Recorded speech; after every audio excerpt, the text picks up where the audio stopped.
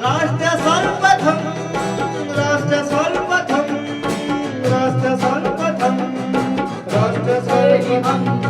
राष्ट्र सर्वप्रथम की बात कार्यक्रम में आप सभी राष्ट्रवासियों का हार्दिक स्वागत है। एलपीजी ई-केवाईसी की अंतिम तिथि 16 अगस्त से बढ़ाकर 23 अगस्त तक कर दी गई है। सुप्रीम कोर्ट और उसकी रजिस्ट्री 27 अगस्त 2026 को बंद रहेगी, जिसकी भरपाई के लिए 22 अगस्त को पूरे दिन काम होगा। सुप्रीम कोर्ट ने अयोध्या राम मंदिर के लिए मिले दान में कथित हेराफेरी की जांच कर रही एसआईटी को तेजी से जांच पूरी करने और सीलबंद लिफाफे में स्टेटस रिपोर्ट जमा करने का निर्देश दिया है। कावेरी जल विवाद पर कर्नाटक को सुप्रीम कोर्ट की 2 टूक। उन्होंने कहा कि तमिलनाडु का पानी छोड़ने के संबंध में निर्देश का पालन किया जाए। मुख्य आर्थिक सलाहकार वी अनंत नागेश्वर ने पुरानी गाड़ियों के लिए E10 पेट्रोल वापस लाने का सुझाव दिया है, जबकि देश में E20 का इस्तेमाल शुरू हो चुका है। आय से अधिक संपत्ति मामले में राहुल गांधी को सुप्रीम कोर्ट से बड़ी राहत। इलाहाबाद एचसी की सुनवाई पर लगाई अंतिम रोक। केरल के त्रिशूर में एक निजी स्कूल के चेयरमैन राजू डेविस ने स्वतंत्रता दिवस समारोह में शामिल न होने वाले छात्रों को पाकिस्तान चले जाओ कहने पर सार्वजनिक रूप से माफी मांगी। राहुल गांधी ने यूजीसी नेट परीक्षा में प्रश्न पत्रों की गलतियों के कारण पुनः परीक्षा के फैसले पर पीएम मोदी और एनडीए पर तीखा हमला बोला। शहजाद पूनावाला ने भाजपा के सभी पदों से इस्तीफा देते हुए पार्टी से इसे स्वीकार करने का अनुरोध किया है। अलवर में आयोजित प्रगति पथ पर गतिमान राजस्थान कार्यक्रम के तहत केंद्रीय मंत्री शिवराज सिंह चौहान और मुख्यमंत्री भजनलाल शर्मा ने 17 जिलों की 954 विकास परियोजनाओं का शिलान्यास और लोकार्पण किया। इस दौरान शिवराज सिंह चौहान ने कहा कि प्रधानमंत्री नरेंद्र मोदी के नेतृत्व में समृद्ध और शक्तिशाली भारत के निर्माण का संकल्प पूरा हो रहा है। उन्होंने किसानों को जल्द पानी उपलब्ध कराने का भरोसा दिलाया और कृषि रोडमैप तैयार करने पर जोर दिया। प्रधानमंत्री नरेंद्र मोदी जी के नेतृत्व में मेरी प्रिय बहनों और भाइयों, एक वैभवशाली, एक गौरवशाली, संपन्न, समृद्ध और शक्तिशाली भारत के निर्माण का संकल्प पूरा हो रहा है। और मुझे कहते हो खुशी है कि मेरे दोनों विभाग भी प्रधानमंत्री जी ने मुझे दिए। एक तरफ मेरे पास है कृषि विभाग। मेरे 12 के किसान भाइयों, अब पानी इस धरती पर आ रहा है। आज मैं मामा आपको आश्वस्त करने आया है कि चिंता मत कीजिए। दुष्यंत जी भी यहाँ बैठे हुए हैं, उनको लगातार यहाँ की चिंता रहती है। कृषि के रोड मैप की बात करने वो आए थे कि 12 का, झालावाड़ का कृषि का रोड मैप बनाइए। मैं दुष्यंत जी राज्य सरकार मुख्यमंत्री जी से चर्चा करके मेरे टॉप के जो साइंटिस्ट है, वैज्ञानिक है, उनको भेज के 12 झालावाड़ कोटा के कृषि का रोड मैप बनवाऊंगा किसान भाइयों, जिससे आपकी आमदनी बढ़े। हम नई नई फसलें कौन सी पैदा कर सकते हैं? सीधे खेत से मेरे किसान भाइयों, मामा जो कहता है करता है। सीधे खेत से प्रोसेसिंग तक, और प्रोसेसिंग थे हम निर्यात तक, एक्सपोर्ट तक एक नई वैल्यू चेन कोटा के लिए, 12 के लिए, झालावाड़ के लिए और राज्य सरकार के सहयोग से राजस्थान के लिए बनाएंगे, ताकि आपका कृषि उत्पाद न केवल उत्पादन बढ़े बल्कि प्रोसेसिंग, मार्केटिंग, एक्सपोर्ट के माध्यम से दुनिया के बाजारों तक ले जाएंगे। खेत से लेके ग्लोबल मार्केट तक हम जाएंगे। कोटा 12 वालों, ग्लोबल मार्केट तक हम जाएंगे ताकि आपकी जिंदगी बदल सके। और ये एक नहीं अनेकों योजनाएं हमारे पास। मैं एक बार फिर आऊंगा यहाँ, और तब मैं वैज्ञानिकों को लेके आऊंगा, यहाँ के प्रगतिशील किसानों से बात करूंगा, एक्सपोर्टर प्रोसेसर से मिलूंगा, और मिलकर हम ये रोड मैप बना के इस जिले की तस्वीर भी बदलेंगे और जनता की तकदीर बदलने की भी कोशिश करेंगे। अगर कृषि मंत्री हैं तो आपकी सेवा के लिए, खेती और बेहतर बनाने के लिए। और मैं अपनी बहनों से कहना चाहता हूं, राखी का दिन भी आ रहा है। मेरी बहनों, ये राखी का कच्चा धागा प्यार का अटूट संबंध होता है। प्रधानमंत्री जी का संकल्प है 3 करोड़ लखपति दीदी हमने पूरा कर दिया। अब 3 करोड़ नहीं 6 करोड़ लखपति दीदी बनाई जाएंगी। लखपति दीदी, ये मैं मजाक नहीं कर रहा, मैं गंभीरता से कह रहा हूं। मैं तो बहन और बेटियों में ही दुर्गा, लक्ष्मी और सरस्वती मैया को देखता हूं। सचमुच में बहनें ही देवियां हैं और इसलिए एक ने अनेकों योजनाएं प्रधानमंत्री जी के नेतृत्व में भारत सरकार ने बहनों के कल्याण के लिए बनाई है। और अब हमारा लक्ष्य है, आज मैं उद्घोषित कर रहा हूं, 12 की इस पवित्र धरती से कोई बहन गरीब नहीं रहेगी। बताओ, बहनों को गरीब रहना चाहिए क्या? जोर से बोल के बताओ, रहना चाहिए क्या? कोई बहन गरीब नहीं रहेगी, हाथ नहीं पसारेगी।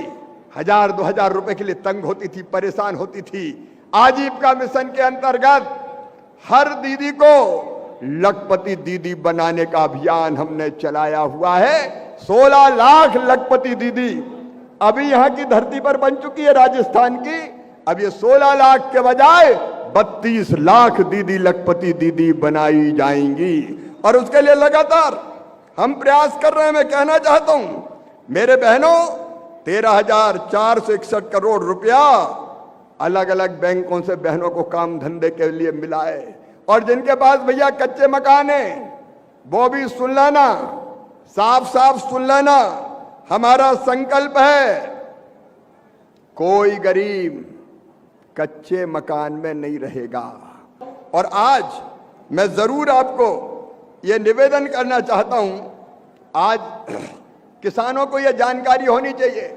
एक तो किसान भाइयों, कुछ लोग ये चर्चा कर रहे हैं कि जो फैसले अभी हो रहे हैं दूसरे देशों के साथ समझौते के, मैं आज प्रधानमंत्री का अभिनंदन करते हुए कहना चाहता हूं, हर एक फैसला भारत के हित में है, देश के हित में है और किसानों के हित में है।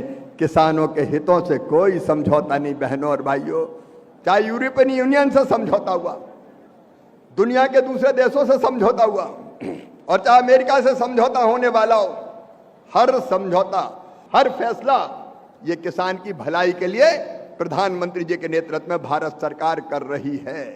पटना में खान मंत्रालय की ओर से आयोजित राष्ट्रीय खनिज अन्वेषण और विकास ट्रस्ट कार्यशाला और रणनीतिक खनिज ब्लॉकों की नीलामी के रोड शो में मुख्यमंत्री सम्राट चौधरी शामिल हुए। उन्होंने कहा कि बिहार में खनिज संसाधनों के अध्ययन के साथ ऐतिहासिक और सांस्कृतिक विरासतों को भी ध्यान में रखा गया है। मुख्यमंत्री ने कहा कि प्रधानमंत्री नरेंद्र मोदी के विकसित भारत के संकल्प को पूरा करने के लिए बिहार का समृद्ध होना जरूरी है। उन्होंने कहा कि राज्य में बुनियादी ढांचे के विकास पर लगातार काम हो रहा है और बिहार सरकार खनिज मंत्रालय के साथ पूरी मजबूती के साथ खड़ी है। बिहार जैसे राज्य में पिछले कई वर्षों से हम लोगों ने खनिज ब्लॉक का जो पूरी व्यवस्था था उसको रोका था और एक अध्ययन करा रहा था।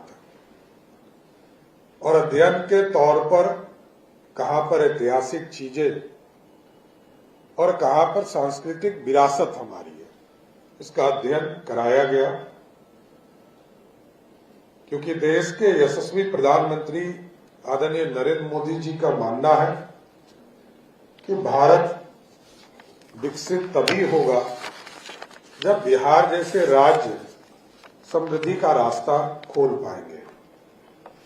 बिहार के पूर्व मुख्यमंत्री आदरणीय नीतीश कुमार जी लंबे समय तक बिहार को आगे बढ़ाने का काम किए और समृद्धि का सपना और बिहार में समृद्धि कैसे हो इसके लिए लगातार इंफ्रास्ट्रक्चर का काम करते रहे। साथियों, स्वाभाविक है सड़क बनाने में, कोई घर बनाने में या कोई भी इंफ्रास्ट्रक्चर के काम के लिए हम लोगों को पत्थर की जरूरत पड़ती है, खनिज पदार्थों की जरूरत पड़ती है, कहीं छड़ की जरूरत पड़ती है, लोहा की जरूरत पड़ती है।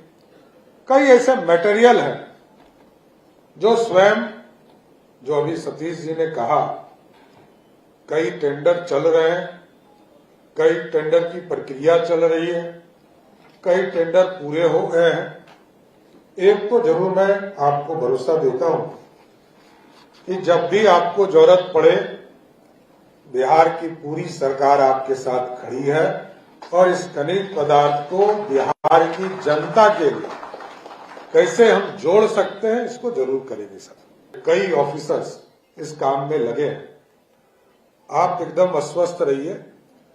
हम लोग यहां से जो हमारे यहां क्लियरेंस है, इसको हर हालत में, किसी भी हालत में 9 महीने के अंदर ही शुरू करने का प्रयास करेंगे सर, क्योंकि बिहार आर्थिक रूप से पिछड़ा हुआ राज्य है।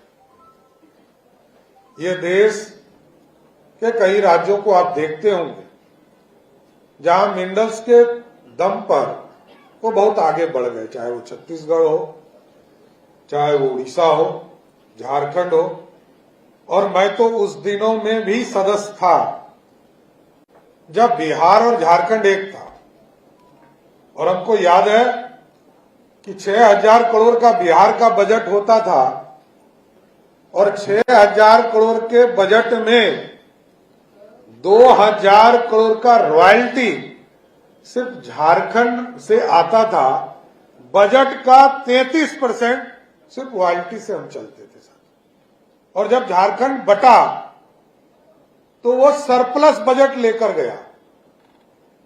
2000 के नवंबर में जब झारखंड अलग हुआ तो सरप्लस बजट लेकर आया। इसलिए उसकी ताकत को हम समझते हैं। रॉयल्टी एक तरह से सरकार को मदद करती है जन कल्याण के कार्यों के लिए। इसलिए हम लोगों ने 44 ब्लॉक को अपने राज्य सरकार के द्वारा टेंडर की प्रक्रिया शुरू की है। लगभग 28 टेंडर की प्रक्रिया आगे बढ़ गई है। और अब जैसा हमको माननीय सेक्रेटरी साहब ने बताया कि 30 सितंबर के पहले लगभग 30 से अधिक ब्लॉक हमारे आवंटित भी कर दिए जाएंगे। इसलिए साथियों, सबको टीम भावना से काम करना पड़ेगा और इस देश में कैसे ये पूरा मिनरल्स भारत की जनता के लिए, बिहार की जनता के लिए काम हो सके, इस पर चिंता करना है। जो लोग यहाँ बाहर से यहाँ आए उन लोगों को मैं विशेष तौर पर शुभकामना देता हूँ। आप काम कीजिए, आप सुरक्षित हैं, बिहार में हैं, आपकी सुरक्षा पूरी तरह सरकार की गारंटी है। आप यहाँ इन्वेस्ट कीजिए, यहाँ पर काम कीजिए, आपको पूर्ण रूप से सुरक्षा देकर आपको आगे बढ़ाने का काम करेंगे। बहुत बहुत धन्यवाद। लखनऊ के लोक भवन में मुख्यमंत्री योगी आदित्यनाथ ने ई पास आधारित उचित दर विक्रेता फीडबैक प्रणाली का शुभारंभ किया। इस दौरान प्रदेश के 78,000 से अधिक कोटेदारों का लाभांश 90 से बढ़ाकर 125 रुपए प्रति क्विंटल करने की घोषणा की गई। मुख्यमंत्री ने कहा कि उचित दर विक्रेता सरकार और जनता के बीच महत्वपूर्ण सेतु हैं। उन्होंने बताया कि प्रधानमंत्री गरीब कल्याण अन्न योजना के तहत प्रदेश के करीब 15 करोड़ लोगों को निःशुल्क राशन मिल रहा है। साथ ही राशन की दुकानों को अन्नपूर्णा भवन के रूप में विकसित किया जा रहा है और गरीबों तक सरकारी योजनाओं का लाभ पहुंचाया जा रहा है। काम तो बहुत सारे लोगों के पास, हर व्यक्ति कुछ न कुछ काम धंधा शुरू करके अपनी आजीविका कमाता है, लेकिन आजीविका कमाने का माध्यम, और वह भी हर एक तबके के लिए, निराश्रित भी हैं, गरीब भी हैं और समाज के अन्य जरूरतमंद भी हैं, दिव्यांगजन भी हैं। उन सबके हितों को ध्यान में रखते हुए उन्हें शासन की योजना के साथ जोड़ने का कार्य, यानी दुनिया के अंदर शासन की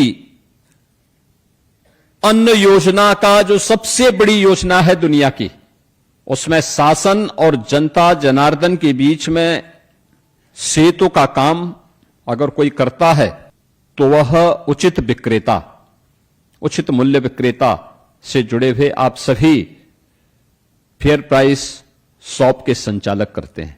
हमारा कार्य अगर हमें सम्मान न दिलाए तो कम से कम उस कार्य के कारण हमें अपमान न महसूस हो, ये जरूर हमें ध्यान में रखना चाहिए। जो एक सामूहिक रूप से प्रधानमंत्री मोदी जी के मार्गदर्शन में, उनके नेतृत्व में इस प्रदेश ने अर्जित की है, और यही स्थिति आप सभी उचित मूल्य के विक्रेताओं के सामने भी थी। मेहनत आप करते थे, अब राशन शासन नहीं भेज रहा है तो गलती आपकी क्या थी, लेकिन गाली आप खाते थे, लूट उनकी होती थी, लेकिन खामियाजा आपको भुगतना पड़ता था, परेशानी आपको होती थी। प्रदेश का परसेप्शन ठीक हो, उचित मूल्य विक्रेताओं के बारे में लोगों की धारणा ठीक हो, इसी के लिए 2017 में हम लोगों ने ई पॉस मशीन लगानी प्रारंभ की थी। हम लोगों ने उस समय कहा था कि नहीं भाई, सिंगल डोर स्टेप होगा। एफसीआई के गोदाम से सीधे कोटे की दुकान पर फेयर प्राइस शॉप तक हम सिंगल डिलीवरी के माध्यम से राशन पहुंचाने का काम करेंगे, बीच में नहीं, सीधे पहुंचाने की कार्रवाई शुरू हुई। मीडिएटर नहीं रहेगा, सरकार और उचित मूल्य विक्रेता के बीच में कोई बैरियर नहीं रहेंगे। हम सीधे उनको देखेंगे, सीधे उन तक संवाद बनाएंगे। तो प्रधानमंत्री जी के आदेश से अब आपके उचित मूल्य विक्रेता से जुड़ी हुई जो दुकान है, उसको अन्नपूर्णा भवन के रूप में तो निर्मित किया ही जा रहा है। निर्मित करने के लिए इस वर्ष हमने 500 करोड़ रुपए केवल इसी के लिए रखा है, 500 करोड़ रुपए। मैं एक बार फिर से ये 30% मार्जिन मनी में वृद्धि के अवसर पर प्रदेश के सभी 80,000 उचित मूल्य संचालकों को, जितने भी हमारे अन्नपूर्णा भवन के संचालक हैं, इन सबको मैं हृदय से बधाई और शुभकामनाएं देते हुए अपनी वाणी को विराम देता हूं। धन्यवाद। जय हिंद। अभी समय है एक ब्रेक का, हम चलते हैं ब्रेक पर। आप कहीं जाए नहीं, छोटा सा ब्रेक। श्रेया फर्निशिंग की ओर से आप सभी देशवासियों को स्वतंत्रता दिवस की हार्दिक शुभकामनाएं। श्रेया फर्निशिंग लेकर आया है आपके लिए होम कलेक्शन, जिसमें आपको मिलता है अप holistic fabric, designer curtains, home and office decoratives, carpets and sofa cover कम से कम दाम में कीर्ति नगर में आपके लिए उपलब्ध है। केबीजी बिल्टेक प्राइवेट लिमिटेड की ओर से आप सभी देशवासियों को स्वतंत्रता दिवस की हार्दिक शुभकामनाएं। Kamal Buildtech Private Limited, fulfilling promises. With our professional team and experience of delivering projects, in past we guarantee you peace of mind and top quality work in an affordable price. और अधिक खबरों के लिए आप हमारे YouTube channel दैनिक India दर्पण को अभी सब्सक्राइब करें और नोटिफिकेशन के लिए बेल आइकन को प्रेस करना ना भूलें। राष्ट्र सर्वप्रथम की बात कार्यक्रम में ब्रेक के बाद एक बार फिर आप सभी राष्ट्रवासियों का स्वागत है। नई दिल्ली में बीजेपी के राष्ट्रीय प्रवक्ता डॉक्टर सुधांशु त्रिवेदी ने प्रेस वार्ता कर कांग्रेस नेता पी चिदंबरम के दिमागी नक्सल वाले बयान पर तीखा पलटवार किया। उन्होंने कहा कि प्रधानमंत्री नरेंद्र मोदी के स्वतंत्रता दिवस संबोधन के 24 घंटे के भीतर ही कांग्रेस की नक्सली सोच सामने आ गई। त्रिवेदी ने कहा कि चिदंबरम का दिमाग नक्सल होने पर गर्व जताना कांग्रेस की औपचारिक सोच को उजागर करता है।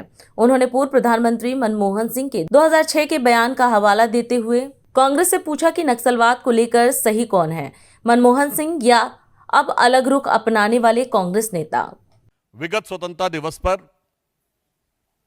प्रधानमंत्री श्री नरेंद्र मोदी जी ने एक बहुत महत्वपूर्ण और आज के परिप्रेक्ष्य में अत्यंत उपयुक्त विषय दिमागी नक्सल के विषय को उठाया, परंतु हम लोग इस विषय को लेकर आश्चर्य में हैं कि मात्र 24 घंटे के अंदर किसके दिमाग में नक्सली दिमाग था वो खुद ब खुद निकलकर सामने आ गया। पूर्व गृह मंत्री, पूर्व वित्त मंत्री और कांग्रेस के वरिष्ठ नेता पी चिदंबरम साहब ने खुद आकर कहा कि उन्हें दिमागी नक्सली होने पे गर्व है। यानी देखिए कितने आश्चर्य की बात है कि प्रधानमंत्री जी ने कहा और इतनी तुरंत प्रतिक्रिया हुई कि पूरे देश के सामने आ गया कि किसके दिमाग में नक्सल बैठा हुआ है और वह स्वयं गर्व की अनुभूति करने लगे। तो मैं कांग्रेस पार्टी और पी चिदंबरम साहब को याद दिलाना चाहता हूं, पूर्व प्रधानमंत्री डॉक्टर मनमोहन सिंह ने 13 अप्रैल 2006 को कहा था कि इसको कहने में अतिशयोक्ति नहीं होगी कि नक्सलवाद का खतरा भारत के इतिहास में आज तक आंतरिक सुरक्षा के लिए उत्पन्न सबसे बड़ा खतरा है। 13 अप्रैल 2006 और 31 मार्च 2026 प्रधानमंत्री श्री नरेंद्र मोदी जी की सरकार ने उस चीज को जो डॉक्टर मनमोहन सिंह समझ गए थे, मगर जिस विवशता के चंगुल में जकड़कर और नक्सली दिमाग वालों से भरी हुई सुपर कैबिनेट यानी एनईसी के द्वारा उनको कुछ करने नहीं दिया गया था, यदि वह कार्य सिद्ध करके दिखाया तो प्रधानमंत्री श्री नरेंद्र मोदी जी ने। मगर देश का एक ऐसा गृह मंत्री है जिसे इसमें गर्व का अनुभव नहीं हो रहा है, उसे इस बात में गर्व का अनुभव हो रहा है कि वह दिमागी नक्सली हैं। तो मैं कांग्रेस से पूछना चाहता हूं कि डॉक्टर मनमोहन सिंह सही हैं या आज के आपके स्वघोषित दिमागी नक्सली चिदंबरम साहब। मैं ध्यान दिलाना चाहता हूं कि वो दंतेवाड़ा और वो झीरम घाटी जहां पर खून की नदियां बहती थीं, चिदंबरम साहब और कांग्रेस पार्टी, राहुल गांधी जी आंख खोलकर देखिए और कान खोलकर सुनिए, तब आपको वह देश अच्छा लगता था। और आज गृह मंत्री अमित शाह जी के कार्यकाल में यह परिस्थिति बनी है कि बस्तर में लगातार 2 साल ओलंपिक हुए हैं। यह सौहार्दपूर्ण, सकारात्मक और युवा ऊर्जा का प्रतिनिधित्व करता हुआ बस्तर अच्छा नहीं लगता है। अभी मात्र कुछ दिन पहले नेशनल हैंडलूम डे के ऊपर रायपुर में ट्राइबल एरियाज के युवकों के द्वारा हैंडलूम कपड़ों को रैंप पे वॉक किया गया। यह ट्राइबल युवा का, यानी ट्राइबल जेनजी का रचनात्मक प्रदर्शन अच्छा नहीं लगता था, और वो अच्छा लगता था। यह है दिमागी नक्सल। देहरादून में Asian open short track speed skating trophy 2026 का आयोजन किया गया, जिसका शुभारंभ मुख्यमंत्री पुष्कर सिंह धामी ने किया। अंतर्राष्ट्रीय स्तर की इस प्रतियोगिता में 14 देशों के 270 से अधिक खिलाड़ी हिस्सा ले रहे हैं। मुख्यमंत्री ने कहा कि उत्तराखंड अब देवभूमि और वीरभूमि के साथ खेल भूमि के रूप में भी अपनी पहचान बना रहा है। उन्होंने कहा कि सरकार खिलाड़ियों को बेहतर सुविधाएं देने के लिए लगातार काम कर रही है। प्रतियोगिता भारतीय खिलाड़ियों के लिए विश्व कप स्तर पर आगे बढ़ने का महत्वपूर्ण अवसर साबित हो सकती है। मुझे बेहद खुशी हो रही है, विशेष रूप से देश से आए हुए, विदेश से आए हुए सभी खिलाड़ियों का मैं देवभूमि उत्तराखंड में हृदय से आप सबका स्वागत करता हूं। I extend a very warm welcome to all the players, coaches and officials who have come from different countries across the world participate in this competition. It is my great pleasure to welcome you all to the sacred land of the Devbhoomi Uttarakhand. आज का दिन न केवल उत्तराखंड के लिए बल्कि पूरे भारत के लिए खेल के इतिहास के एक स्वर्णिम दिन के रूप में जाना जाएगा। हमारे लिए ये बेहद गर्व का विषय है कि उत्तराखंड को Asian open short track speed skating trophy जैसी प्रतिष्ठित अंतर्राष्ट्रीय आयोजन की मेजबानी की जिम्मेदारी मिली है। मैं इस भव्य आयोजन के लिए और इस आयोजन का साक्षी बनने के लिए वैश्विक स्तर की शीतकालीन जो खेल स्पर्धाएं हैं उसकी मेजबानी करने में हमारा देश और हमारा उत्तराखंड पूरी तरह से समर्थ है और सक्षम है। जैसा कि आप सभी जानते हैं, खेल सीमाओं से परे जाकर पूरे विश्व को एक सूत्र में बांधने का काम करता है, और मुझे विश्वास है कि इस सफेद बर्फीले मैदान पर हो रहा यह आयोजन विश्व को शांति का संदेश देगा। मुझे बताया गया कि इस प्रतियोगिता में एशिया के 14 देशों से लगभग 300 खिलाड़ी भाग ले रहे हैं। मुझे पूरा विश्वास है आप सभी न केवल इस मैदान पर अपनी प्रतिभा, अपने अनुशासन के बल पर नया रिकॉर्ड बनाएंगे, बल्कि अपने व्यवहार से एक अनूठी मिसाल भी यहां पर पेश करेंगे। मैं इस आयोजन से जुड़े हुए सभी आयोजकों को, प्रशिक्षकों को, तकनीकी अधिकारियों को बधाई देता हूं, जिन्होंने इस आयोजन को सफल बनाने के लिए बहुत मेहनत की है, तैयारी की है। उनकी जितनी प्रशंसा की जाए उतनी कम है। साथियों, आज आदरणीय प्रधानमंत्री श्री नरेंद्र मोदी जी के नेतृत्व में हमारा देश आज खेलों के क्षेत्र में नई ऊंचाइयों को छू रहा है और प्रत्येक क्षेत्र आज आकाश चूम रहा है। खेल के क्षेत्र में भी प्रधानमंत्री जी के नेतृत्व और उनके दूरदर्शी सोच के कारण से आज पूरी तरह से बदल गया है। खेलो इंडिया, फिट इंडिया मूवमेंट जैसे अभियानों ने देश के कोने कोने में नई खेल संस्कृति को प्रोत्साहित किया है।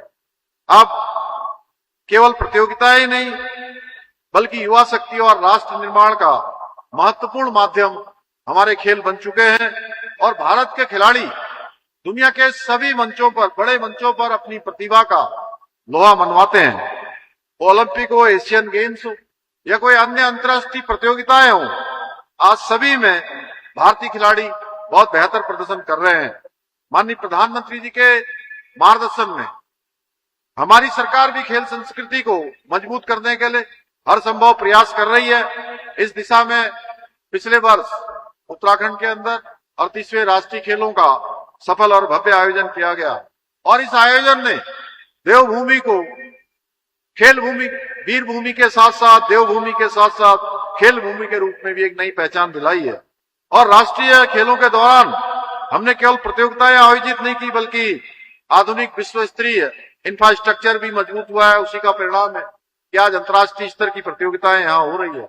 इसके अतिरिक्त स्पोर्ट्स लीगेसी प्लान भी लागू करने की दिशा में हम आगे काम कर रहे हैं, जिसमें हजारों विश्व स्तरीय एथलीट खिलाड़ी एक यहाँ पर ट्रेनिंग ले सकेंगे। अच्छी उनकी व्यवस्था हुई है। हमारा प्रयास है कि उत्तराखंड के सभी प्रतिभाओं को अच्छा मंच मिले, खिलाड़ी राष्ट्रीय अंतर्राष्ट्रीय स्तर पर अपनी पहचान बनाए। इन्हीं शब्दों के साथ मैं एक बार फिर से Asian open short track speed skating trophy के सफल आयोजन की कामना करते हुए इस प्रतियोगिता में भाग लेने वाले सभी खिलाड़ियों को, के प्रशिक्षकों को, आए हुए सभी महानुभावों का एक बार फिर से यहाँ स्वागत करते हुए, उन सभी का अभिनंदन करते हुए, अपनी ओर से बहुत शुभकामनाएं देते हुए मैं अपनी बात को समाप्त करता हूँ। धन्यवाद। दिल्ली के कल्याणपुरी में 27 वर्षीय सफाई कर्मचारी अनिल कुमार की चाकू से हत्या के विरोध में आम आदमी पार्टी और सफाई कर्मचारियों ने लाल बहादुर शास्त्री अस्पताल के बाहर प्रदर्शन किया। प्रदर्शनकारियों ने दिल्ली की कानून व्यवस्था को लेकर बीजेपी सरकार पर निशाना साधा। वहीं आम आदमी पार्टी के विधायक कुलदीप कुमार व प्रदर्शनकारियों ने मृतक के परिवार के लिए 1 करोड़ रुपए का मुआवजा और सरकारी नौकरी देने की मांग की। साथ ही दोषियों के खिलाफ सख्त कार्रवाई की मांग करते हुए पीड़ित परिवार को न्याय दिलाने की अपील की। 28 घंटे हो चुके हैं, ये लगातार लोग यहाँ इतनी बड़ी संख्या में बैठे हुए हैं, लेकिन मांग कोई पूरी नहीं हुई है। उस बच्चे को न्याय नहीं मिला, अनिल को, उस सफाई कर्मचारी को न्याय नहीं मिला। आप सोचो, कल सुबह 7 बजे से हम यहाँ बैठे हुए हैं, रात बैठे रहे, लेकिन सरकार की कानों में जू नहीं रहेंगी। मुख्यमंत्री जी आप सो रहे हैं, उसकी हमारी 3 स्पष्ट मांगे हैं। उस परिवार को सरकारी नौकरी देने का काम करें, उस परिवार को जो है मुआवजा दे 1 करोड़ रुपए का, और उस अपराधी को अभी तक पुलिस पकड़ नहीं पाई है, कोई गिरफ्तारी अभी तक नहीं हुई है। जब से मुर्दाबाद इस कर्मचारी का कत्ल हुआ है, ना ही जोन का डीसी, एसी, ना ही दिल्ली सरकार की तरफ से कोई भी यहाँ पर नहीं आया है, ना कोई किसी ने होश लिया कि उसके परिवार का क्या हो रहा है, ना कोई ये देख रहे हैं कि रोड पर इतने सफाई कर्मचारी हजारों की तादाद में बढ़ते जा रहे हैं। ये शायद इस बात को सोच रहे थे कि ये सिर्फ प्राइवेट लोग हैं, चुप होकर बैठ जाएंगे, लेकिन नहीं, अब इनके साथ समस्त सरकारी यूनियन और सरकारी कर्मचारी साथ आ चुका है। इन आने वाले समय में अगर इनको जल्द से जल्द हक नहीं मिला, हक अधिकार नहीं मिला, तो वो दिन दूर नहीं है जिस दिन जो कि इस पूरे के पूरी दिल्ली के अंदर काम बंद हड़ताल कर दी जाएगी। हमारी ये मांग डिमांड है कि पहले तो उस मुस्लिम को पकड़ के फास्ट ट्रैक कोर्ट में डाल के उसको फांसी दी जाए। दूसरी ये कि उस परिवार को, जिस परिवार का वो सपूत गया है, वो योद्धा गया है, उसको 1 करोड़ रुपया दिया जाए। और तीसरी डिमांड ये कि उस परिवार को ये प्राइवेट नहीं सरकारी नौकरी दी जाए। दलित आदमी बेचारा अपना काम धंधा छोड़ के, झाड़ू छोड़ के यहाँ पर अनिल भाई को इंसाफ दिलाने के लिए बैठा हुआ है। और क्यों बैठा है कि 3 मांगे हैं भाई, उसके एक भाई को सरकारी नौकरी दे दो, उस अपराधी को पकड़ के जल्द से जल्द फास्ट ट्रैक कोर्ट बना के उसको फांसी दे दो, परिवार को 1 करोड़ रुपए का मुआवजा दे दो। सिटी का मामला है ना, मेयर अभी तक कोई भी नहीं आया, कल से आया तो सिर्फ मेट्रो वेस्ट का 8 लाख का चेक, वो चेक लेने से इन लोगों ने मना कर दिया कि हमें सरकार की खैरत नहीं चाहिए। और अधिक खबरों के लिए आप हमारे YouTube चैनल दैनिक इंडिया दर्पण को अभी सब्सक्राइब करें और नोटिफिकेशन के लिए बेल आइकन को प्रेस करना ना भूलें। आज हम इस कार्यक्रम में आपसे विदा लेते हैं। आप अन्य खबरों के लिए बने रहे। राष्ट्र सर्वप्रथम, वंदे मातरम, जाग उठा है भारत। राष्ट्र सर्वप्रथम, राष्ट्र सर्वप्रथम। सन